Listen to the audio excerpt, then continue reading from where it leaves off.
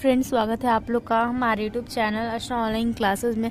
आज के इस वीडियो में यहाँ पर हम आपको बिहार बोर्ड मैट्रिक एग्ज़ाम 2025 के लिए मैथ के जो है आपके 10 इम्पॉर्टेंट क्वेश्चन को लेकर आए हुए हैं, जो कि आपके बिहार बोर्ड मैट्रिक एग्ज़ाम 2025 के लिए जो है क्वेश्चन काफ़ी इम्पॉर्टेंट है और ये जो है पिछले वर्ष पूछे गए आपके प्रश्न है और काफ़ी बार जो लगातार एग्जाम में जो है आते रहे हैं। तो चलिए स्टार्ट करते हैं इस वीडियो का। आप 10 में 10 यहाँ पर क्वेश्चन को जरूर सॉल्व करने की कोशिश करें। आपको सारे क्वेश्चन जो एक्सप्लेन करके बताया जाएगा। तो देख सकते हैं पहला यहाँ पर क्वेश्चन है, द्विघात समीकरण x square plus 2x minus 3 is equal to 0 के मूलों का योग का मान क्या होगा।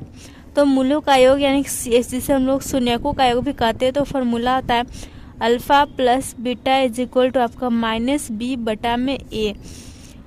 तो यहाँ पर देख सकते हैं आपका, अगर हम बोले कि ए बी किधर है क्या है, तो यहाँ पर जो एक्स स्क्वायर का गुणांक यानी कि एक्स स्क्वायर के जो आगे क्या है देख सकते हैं, कुछ नहीं यानी कि 1 यहाँ पर गुणा में है। तो हमारा ए का मान जो है यहाँ पर 1 हो जाएगा, बी का मान जो है +2 हो जाएगा और इस प्रकार सी का मान अचर पद जो भी देख सकते हैं -3 है, तो ये -3 हमारा जो है सी का मान हो जाएगा। तो इसी के अनुसार यहाँ पर हम रखेंगे, तो माइनस बी की जगह 2 है तो -2 बटा में 1 यानी कि -2 इसका आंसर हो जाएगा, जो कि ऑप्शन नंबर ए में है। तो पहला का ऑप्शन नंबर ए सही हो जाएगा।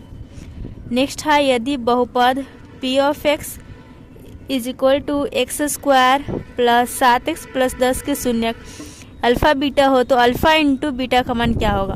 तो अल्फा प्लस बीटा का मान तो हमने देख लिया कि माइनस बी बटा ए होता है।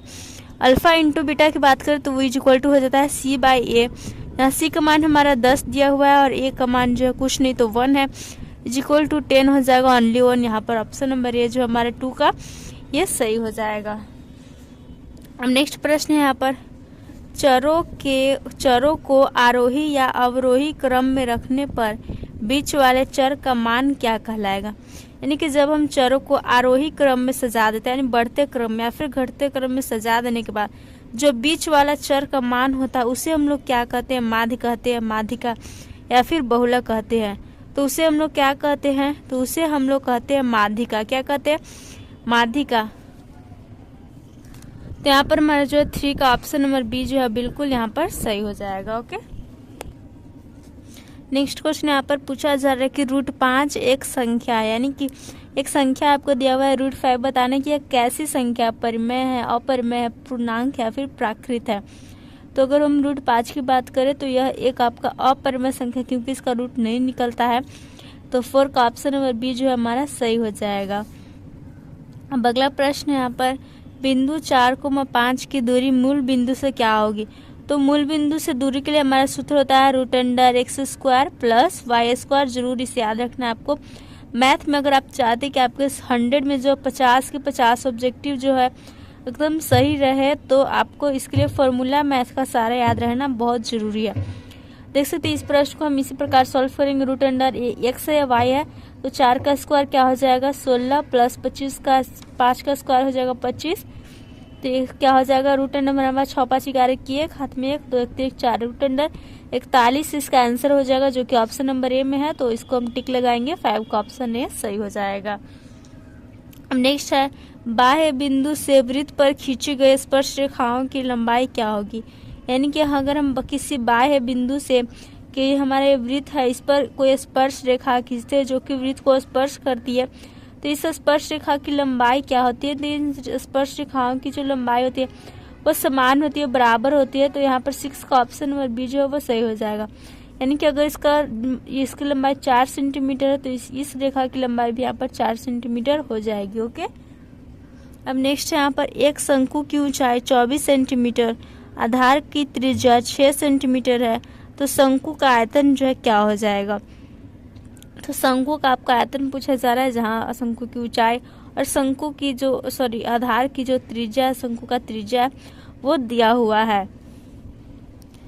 तो आपको यहाँ पर जो शंकु के आयतन का सिंपली फॉर्मूला लिखना है और उस पर जो है मान रख देने हैं और उसके बाद जो है आपका आंसर निकल कर आ जाएगा, जो कि हो जाएगा आपका 288 पाई। तो 7 का ऑप्शन नंबर ए जो है यहाँ पर सही हो जाएगा। अब नेक्स्ट क्वेश्चन यहाँ पर निश्चित घटना की प्रायिकता क्या होगी। तो निश्चित घटना की प्रायिकता पूछी जा रही, प्रोबेबिलिटी पूछी जा रही है कि क्या होती है। तो ऐसी जब कोई घटना निश्चित है कि एकदम निश्चित ये होगा ही घटना, इसकी अगर हम प्रायिकता की बात करें तो वो हो जाता है 1। क्या होता है? +1 हो जाता है। हमारे यहाँ पर सही हो जाएगा। किसी भी घटना की प्रायिकता जो आपका निगेटिव जो है नहीं होता है, तो इसे आप लोग को याद रखना है। ये भी प्रश्न आपको कई बार पूछा गया है। मतलब कि आपको निगेटिव में -4 दे दिया जाएगा और ऊपर क्वेश्चन आएगा कि कौन जो है किसी घटना की प्रायिकता नहीं हो सकती है, तो आपको सिंपली माइनस वाला जो है ऑप्शन रहेगा उसको टिक कर देना है।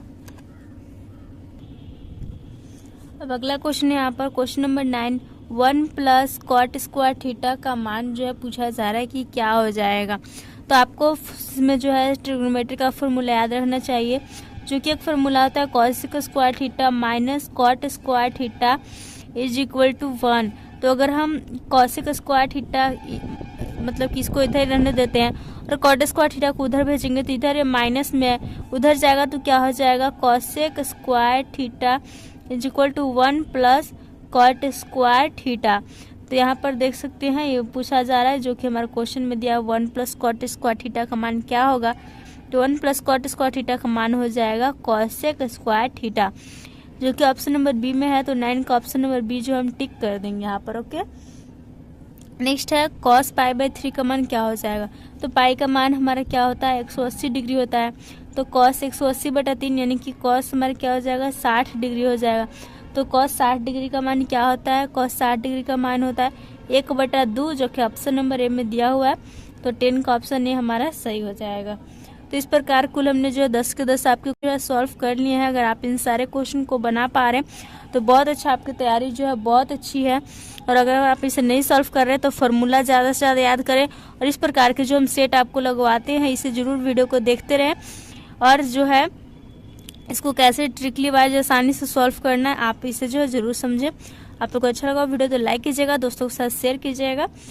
Thanks for watching video.